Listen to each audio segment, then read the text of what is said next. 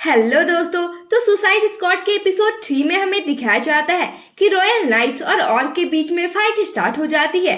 दूर से ही इस फाइट को उनकी स्क्वाड भी देख रही थी। हार्ली डेडशॉट से पूछती है कि कौन लोग जीतने वाले हैं, तो डेडशॉट बताता है कि उनकी आर्मी लगभग एक जैसी है, लेकिन उनमें से एक उस फोर्ट पर कब्जा करना चाह रहे हैं। आगे वह कहता है कि जब मैं आर्मी में था तब मुझे बताया जाता था कि सीधे जाकर कभी भी अटैक मत करो। इसी के साथ आगे बढ़ते हुए सैनिकों पर कैस्टल के ऊपर से ऑर्क्स एरो चला देते हैं और धीरे धीरे सभी ऑर्क्स उन पर भारी पड़ने लगते हैं। डेडशॉट पीस मेकर से पूछता है कि हमारे पास कितना टाइम बाकी है, तो वह बताता है कि हमारे पास एग्जैक्टली 30 आवर्स बाकी है।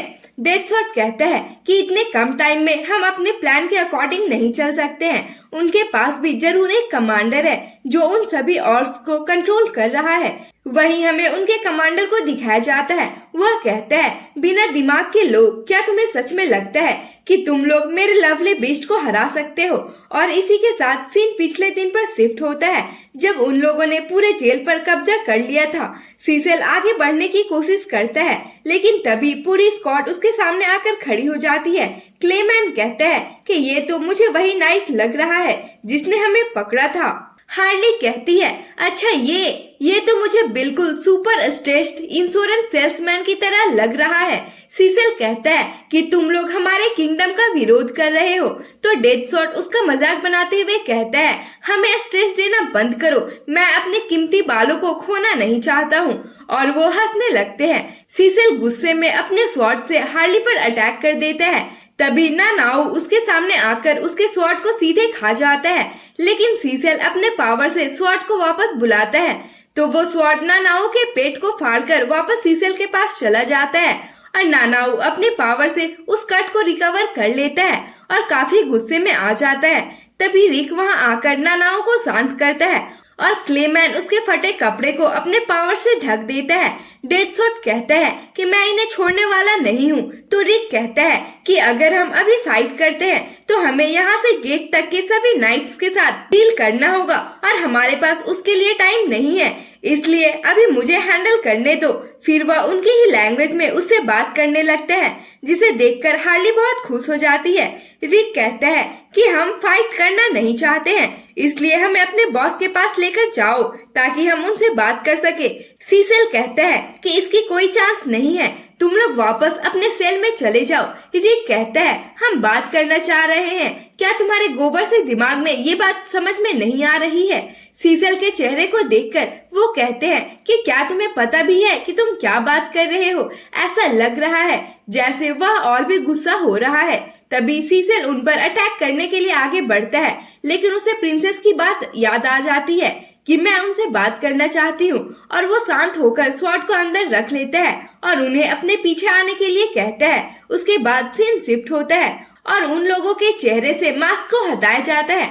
डेडशॉट कैस्टल को देखकर कहता है कि ये मुझे कोई मूवी का सीन लग रहा है। हार्ली कहती है कि ये अब तक का सबसे बुरा स्वागत है। उसके बाद क्वीन और प्रिंसेस वहाँ आ जाते हैं, तो प्रिंसेस हार्ली को देखकर हल्की स्माइल देती है।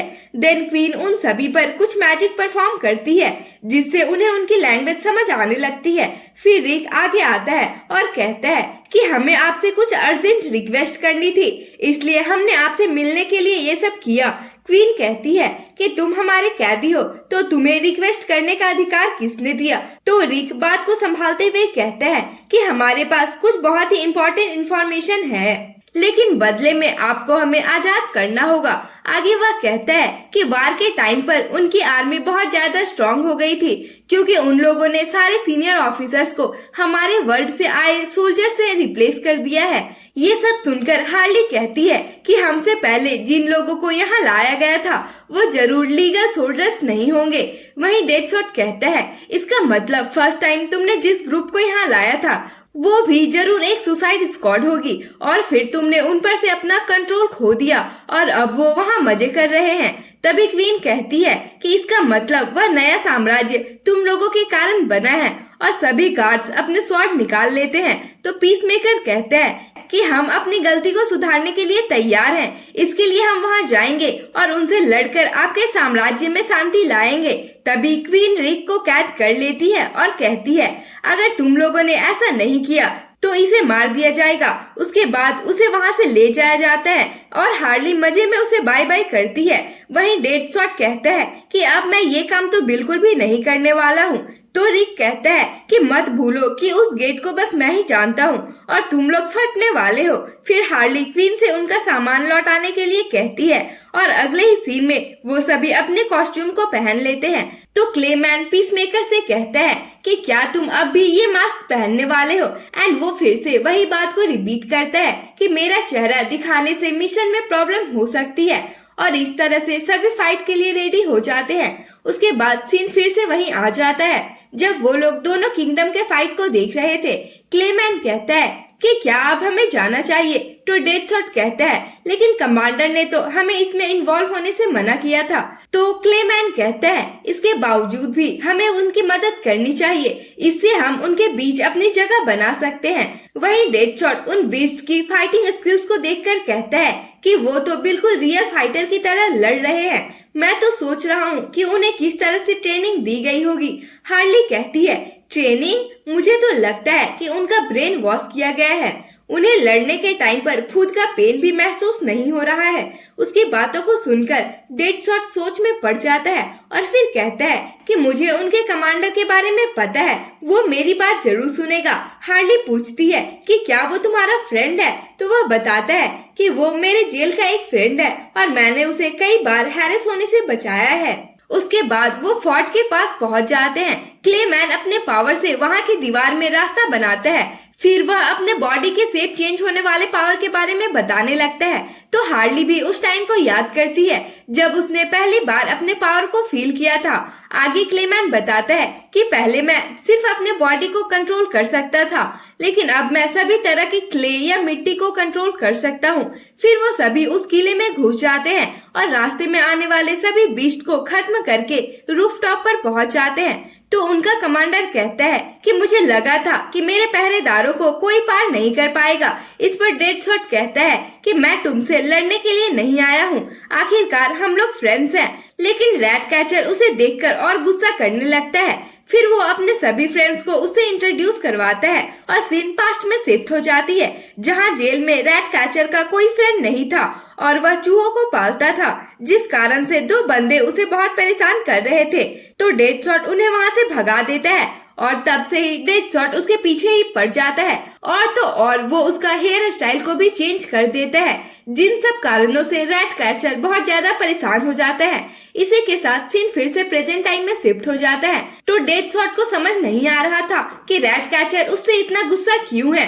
वहीं रैट कैचर अपने बीस्ट को उन पर हमला करने का ऑर्डर दे देता है। तो डेडशॉट उससे बात करने की कोशिश करता है, लेकिन तभी उसके बीस्ट उन पर हमला कर देते हैं। दोनों टीम के बीच में लड़ाई शुरू हो जाती है और जल्दी ही वो सभी बीस्ट को हरा देते हैं। तो डेडशॉट एक बार फिर रैट कैचर से बात करने की कोशिश करता है, लेकिन रैट कैचर अपने बीस्ट पर एक स्पेल परफॉर्म करता है जिससे वो और भी ज्यादा खतरनाक हो जाते हैं। तभी क्लेमैन उन्हें वाटर टैंक्स दिखाते हुए बताता है कि मैं बिना मॉइस्चर के अपने पावर्स को यूज नहीं कर पाऊंगा। तो डेडशॉट उन वाटर टैंक पर फायर करके पानी को गिरा देते हैं। उसके बाद क्लेमैन अपनी पावर्स का यूज करके एक गड्ढा बनाता है और सभी बीस्ट को उनमें गिरा देता है।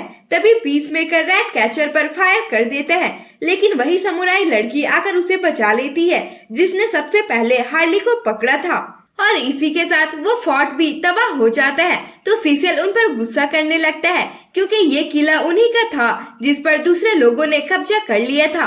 तो डेडशॉट उसे किले की रिपेयर और क्लीनिंग कराने के लिए बोलता है और फिर सभी वहां से जाने लगते हैं। वहीं इस फाइटिंग सीन को सभी रॉयल मेंबर्स भी देख रहे होते हैं। प्रिंसेस कहती है कि मैं सही थी, ये लोग हमारी मदद कर सकते हैं। वहीं समुराई उस रैट कैचर से बोल रही होती है कि मैं बस इस बार तुम्हारी मदद कर रही हूँ। रैट कैचर कहता है कि अगली बार उन्हें अच्छा सबक सिखाऊंगा और उनके पीछे हम बहुत सारी लाल आंखें भी देख सकते हैं। और यहीं पर इस पार्ट की एंडिंग हो जाती है। तो मिलते हैं इसके नेक्स्ट पार्ट में, तब तक के लिए bye bye, tata and thanks for watching.